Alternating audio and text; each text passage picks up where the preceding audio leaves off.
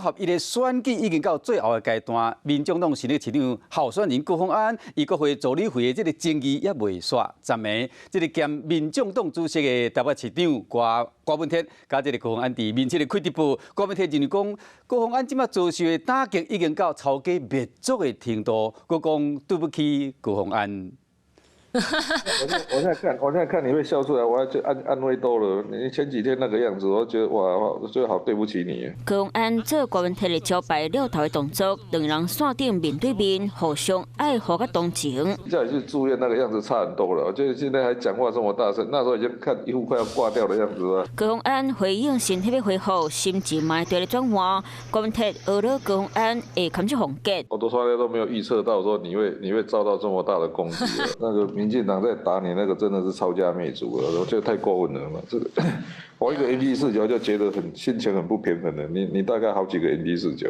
高虹安拜三暗时啊，和郭文铁伫咧面前开直播，成3000外人线顶欣赏，嘛讲到助理会争议问题。一开始我被问，我也呆掉，你知道，奇怪。后来我开完会回来找他们，找邱成跟张其禄回来问一问了。为什么我对这个也不是很？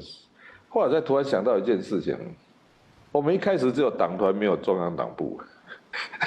那也抓说，那杨宝珍为什么是发言人？又以前领党部的薪水，不领那个立法院的薪水，嘛，因为时间不一样啊。一开始他是立法院党团的发言人啊，后来我们党部搬出来，他才切出来，他才来中央党部上班嘛。